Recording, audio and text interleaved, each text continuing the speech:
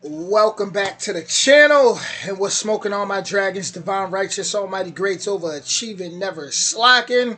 Today we got British dishes you must try in London, and yeah, I love food, so I actually got the day to myself today. So I'm gonna go out and get some food today, and maybe I could find something that's similar to what I may see in this video. With that being said, let's get to it. Here we go. Let's find out about these British dishes.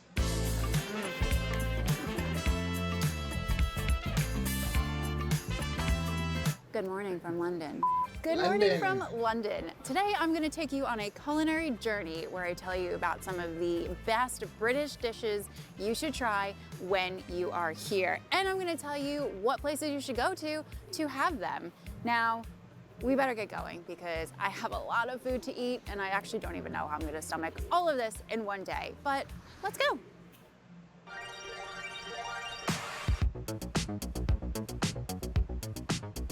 We're gonna start our day in the very British way of having a full English breakfast, also known as a fry-up. We are at the Breakfast Club, which is known as one of the best places to get a fry-up in London. We're gonna go inside and we're gonna eat, and I'm gonna tell you why this dish is a little bit controversial.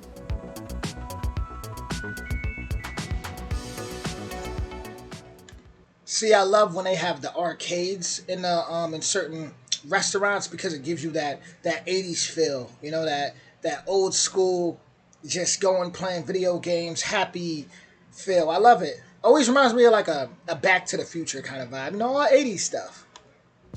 Okay, so we've ordered the full Monty, which is what they call the English breakfast here. Now, this dish dates back to the 1300s, but it became popular in the Victorian era when the wealthy people would use it as a way to show off how much money they had because of all the food they had on their breakfast plate. These days, we have a lot of options in London when it comes to breakfast, so it's not something that we eat all the time. But you will see that this dish is great for if you're hungover and you need to give yourself some life. Amazing, thank you so much. The full Monty has just arrived. Let me walk you through what is on this plate. It can vary depending on where you're ordering it from, but there's a lot of stuff that's pretty standard. So we start with the sausages, bacon, baked beans, 2 poached eggs. There's always some kind of fried potato, roasted tomatoes, mushrooms. This one also comes with hash browns and some toast. And the most controversial thing on the plate is the black pudding. This is sort of like sausage. It's made in a similar way, but it is made with animal blood. I've heard a lot about that black pudding. I mean, it looks like sausage from an American perspective. This is sort of like sausage. It's made in a similar way, but sausage. it is made with animal blood, usually pig's blood. So some people order this and decide to skip the black pudding. This is what John is going to be eating, and I went for the vegetarian option. This comes with a vegetarian sausage, 2 hash browns, some fried eggs as well as scrambled. I asked for some scrambled, roasted tomatoes, veggie bacon, and baked beans as well. We're going to eat well. There we go. Oh, God. So this is the thing about ordering a fry-up is that it's massive. So I'm gonna get this wrapped up and we're gonna move on to the next place, which is in Greenwich. Today's gonna be a good day.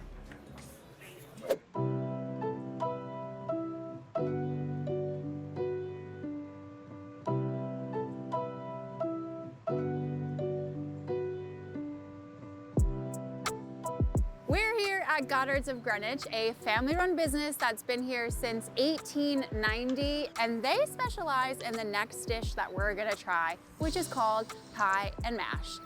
So let's go eat some.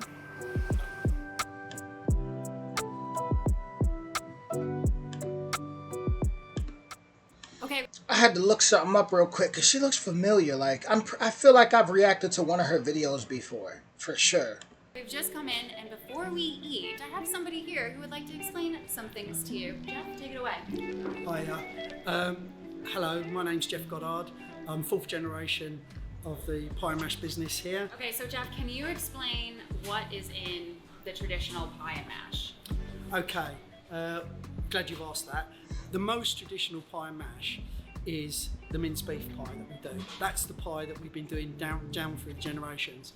As time's gone on, in recent years, we've expanded it to other flavours, like we do a chicken and mushroom, we do a steak and ale, we do veggie options, we even do a gluten-free one nowadays because of the amount of allergies, but the most traditional one is the mince beef pie. And basically, it is a pie which consists of, you've got like a rough puff pastry on the top, and then like a suety short crust pastry on the bottom. And then inside, it is just ground or minced beef in a light sort of gravy. And then what you have with that, you get the mashed potato, and then the main ingredient on the top of it is called liquor, which is like a parsley sauce that goes over the top of the pie and mash. How it got its name is basically, we do eels as well, but when they used to cook the eels off, the stewing stock from cooking the eels, they made a parsley sauce from it because people sort of traditionally think of parsley going with fish. So they made a parsley. I hear a lot of good things about parsley. Hear a lot of good things about that. Sauce from the fish stock, and that was referred to as the liquor of the eels. Nowadays, however, because we don't sell that many eels, the liquor sauce is made from a vegetable base. Okay, we've got our pies. This is the classic minced beef pie and mash with the liquor on top, the parsley sauce. Different. I'll sit here and tell you, I ain't never had nothing like that in my life. That is different. And I like it. I love it. I love trying different things now. It got like a healthy look to it too. Like that green just reminds me of Earth. And my vegan option, which is actually very similar to the traditional one, but completely plant-based. And I opted for gravy on top of the pie and mashed potatoes.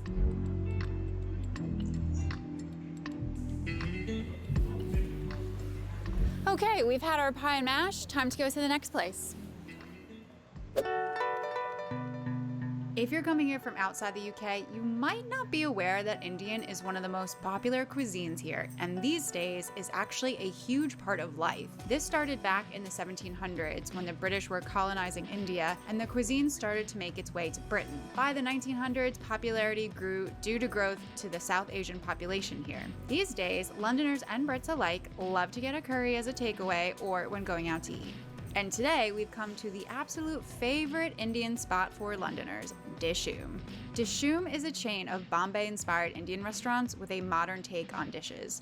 It's become so popular because the food is amazing, it's relatively affordable, the decor is nice, and the staff are really friendly. It's really popular though, so try to make a reservation or come for breakfast, which is actually one of my favorites in London.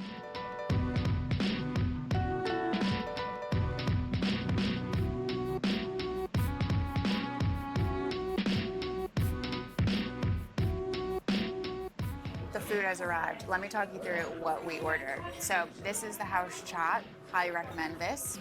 We have got paneer tikka. Paneer is sort of like a cheese, so this is vegetarians. This is the house black dal, which is like the must order when you come here. Hold on, y'all. Let me look something up real quick because this video feels a little familiar. So, let me just... It looks familiar. It looks like, I don't know if... Let me try. I feel like I've seen... I know I've seen her face before, right? But I kind of feel like... Let me make sure. Alright, so she's not popping up on my channel, but something just feels so familiar about this video. Maybe I've seen it in the past or something. Oh well, here we go. Here it is essentially black lentils. So good. This is the chicken ruby, which all of my meat-eating friends always say you have to get when you come to Dishoom. And then we got some naan on the side that we can dip into some of the sauces and also soak up some of the liquids that we've got going on.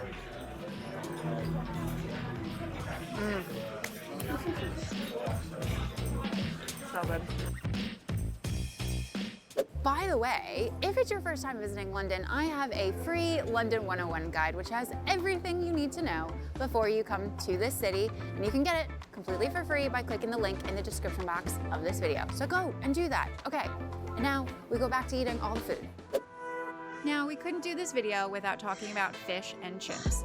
Is this the most popular dish tourists want to get when they come here? I think so. So first we're gonna stop into the award-winning Poppies, named after East Ender Pat "Pop" Newland, who is the man behind this enterprise and who started working with fish and chips at 11 years old.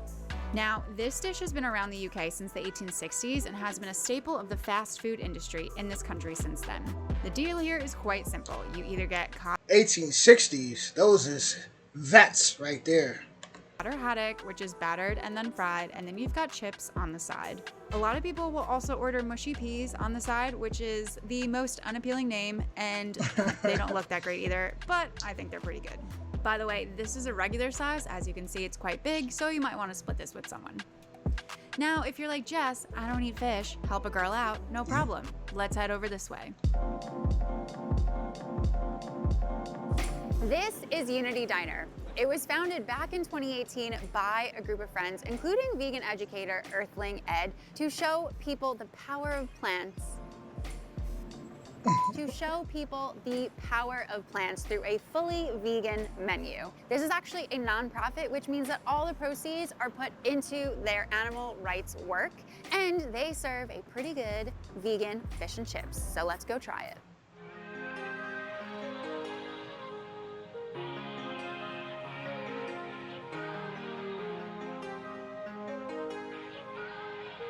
This is the award-winning Toefish and Chips, which even comes with tartar sauce and mushy peas. So I'm ready to dig in.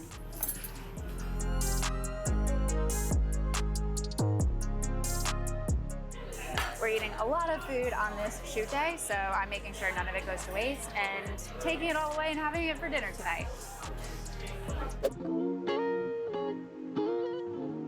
One of my favorite British traditions is Sunday roast. You can only get it on... Your father knows about saving money. Everything I'm wearing?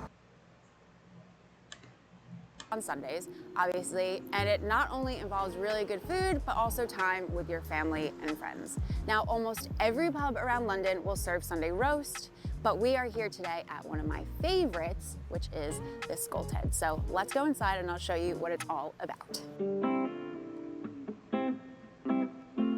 So for a long time now, Brits have gathered family and friends to the pub on Sundays to indulge in a Sunday roast and to have a pint of beer or a glass of wine. If you eat at a pub on a Sunday, you'll automatically get this Sunday menu, which has your choice of meat. Usually there's chicken, pork, beef, and vegetarian and vegan. You choose which one you want, then along with it comes the trimmings. You'll see my veggie roast has arrived. I love this one, it is so good. Along with the nut roast, which this one kind of tastes like stuffing. There are roast potatoes, some roast vegetables, gravy, and It just looks like a really good hearty meal, you know? You know when you eat certain meals where you don't feel heavy, you feel just like it hits your spirit, right? This looks like one of those meals, just when you see the greens in there, just everything on that plate just looks healthy, you know? And this is a Yorkshire pudding, which you can use to soak up any extra gravy. I honestly love Sundays where I meet friends at the pub for Sunday roast. We eat, we catch up, and roll home ready for bed to start a new week. And today's a Sunday. What perfect day for me to do this video. Such a nice tradition. Another British tradition to try when you're in London is afternoon tea. Afternoon tea came about in 1840 when Anna, the 7th Duchess of Bedford, requested some snacks, some tea, some sweets in between lunch and dinner because she was getting hungry, and the trend caught on. These days, lots of the city's high-end luxury hotels offer afternoon tea in the afternoon, obviously, in their beautiful dining rooms. Now, because going for afternoon tea is a bit of a pricier experience, Londoners tend to reserve it for special occasions like birthdays, but as a tourist, I think it's something you must do. We do have a video where we talk about what afternoon tea is and show you some of the most luxurious places in the city to do it, so make sure you watch that next by clicking the link in the description box. Right, I'm gonna take my leftovers and go home and go to bed. But if you're coming to London and you want more tips, then click one of the boxes popping up right around me to watch one of my other videos. I know I've seen one of her videos before. She just looks too familiar. Like, I know I have, because as I'm watching it, I'm like, something about her just looks so familiar. So, but when I type it in my when I look through my search on my videos, I don't see anything. Food. Let's see. No, no, no, no. Well, I guess that goes to show how much work I be putting in. You know, to the point where I don't even be remembering. Like I'll recognize people, but it's like at the point where it's like, hold on, did I? I know I've seen one of her videos before, but man, you know, I've been tapped in to British culture, and I'm happy I am. Honestly, learning a lot as usual, which is an amazing thing to say because I feel like if you're not learning, you don't grow, right? One thing I really want to try.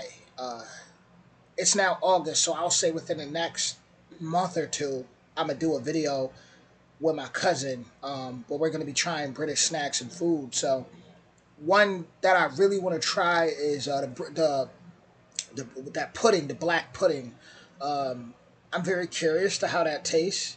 Looks like sausage, but at the same time, kind of looks like a brownie, like a round just brownie. So I'm definitely interested in indulging in some black pudding and seeing why that is such a popular thing in Britain. So that I mean that is a it's a couple other things that I've seen that it's not coming to my head the names right now, but there's certain foods that I definitely want to. I know as far as like treats, I want to try to obviously the Cadbury chocolates. Um, Definitely wish I could get my hands on some real Britain fish and chips meal.